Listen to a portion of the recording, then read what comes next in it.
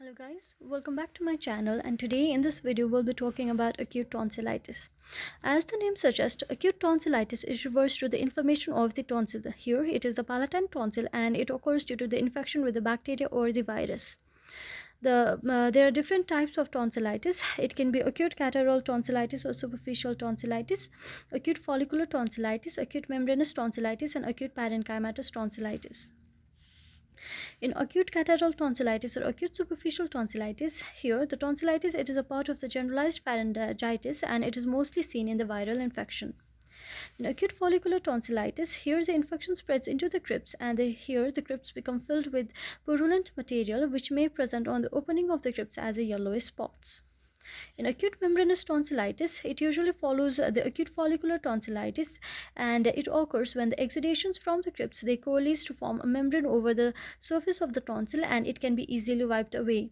In cases of the diphtheria membrane, the membrane cannot be wiped away. In acute parenchymatous tonsillitis, the tonsil substance is affected and the tonsil is uniformly enlarged and red. The tonsillitis it is usually seen in school-going children but can also occur in adults, and it is rare in infants and persons who are above 50 years of age. The organisms involved most commonly is the group A beta hemolytic streptococcus, but there may be involvement of other organisms like the staphylococcus, pneumococcus, and haemophilus influenza. These bacteria may primarily infect the tonsil or they may occur secondary to a viral infection. The clinical features, it consists of symptoms and the signs. The symptoms are usually the fever, which is 38 to 40 degrees Celsius and may be associated with chills and rigors.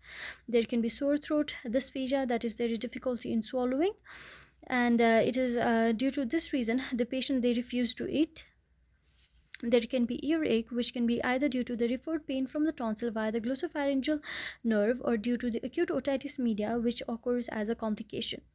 The constitutional symptoms like the headache, generalized body ache, malaise, constipation, and abdominal pain, these are more marked in tonsillitis as compared to the simple pharyngitis. And here, the abdominal pain is due to mesenteric lymphadenitis, stimulating the clinical picture of appendicitis. Talking about the signs are that the breath is fetid and the tongue is coated. There is hyperemia of the pillar, anterior and the posterior pillar, uvula, and the soft palate. Tonsils are red and swollen, and the descriptions they depend upon the type of the tonsillitis. If the tonsillitis is acute follicular tonsillitis, in the tonsil there may be yellow spots on the opening of the crypts. If it is acute membranous tonsillitis, the whitish membrane is seen on the medial surface of the tonsil and which may be easily wiped away with the swab. In cases of acute parenchymatous tonsillitis, the tonsils may be congested and enlarged so much that they almost meet in the midline along with some edema of the uvula and the soft palate. The jugulars are digastric nodes. These are enlarged more than 1.5 cm and these are tender. The treatment it consists of bed rest and advised to take plenty of the fluids. Gargle can be done. Analgesics are given to combat pain and to bring down the fever. Paracetamol or the aspirin can be used according to the age of the patient. The antimicrobial therapy is used since the organism is group A beta hemolytic streptococcus most of the time, so the drug of choice is penicillin. But if the patient is allergic to penicillin, then erythromycin can be given for 7 to 10 days. There are various complications which may occur following acute tonsillitis, and these are chronic tonsillitis or peritonsillar abscess, parapharyngeal abscess, cervical abscess, acute otitis media, rheumatic fever, acute glomerulonephritis, subacute bacterial endocarditis. The chronic tonsillitis it occurs after recurrent attacks of acute tonsillitis, and it is due to the incomplete resolution of the acute infection. The chronic tonsillitis may persist in the lymphoid follicles of the tonsils in the form of microabscess. The peritonsillar abscess is also known as quinsy. The cervical abscess, it is due to the suppuration of the jugular digastric nodes. The acute otitis media, there is recurrent attacks of acute otitis media which may coincide with the recurrent tonsillitis, and there can be rheumatic fever due to the group A beta hemolytic streptococcus, and acute glomerulonephritis is rare. Subacute bacterial endocarditis. Acute tonsillitis in patients with valvular disease may be complicated by endocarditis.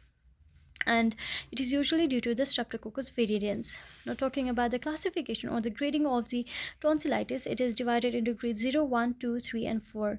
In 0, the tonsil is not seen outside the pillar, but they are enlarged. In group 1, the tonsil comes out of the tonsillar fossa and covers less than 25% of the area of the oropharynx.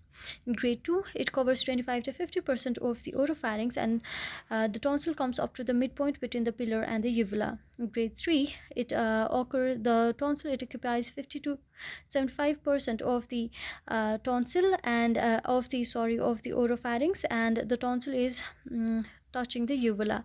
And in grade 4, it is more than 75%, and it is also known as kissing tonsil.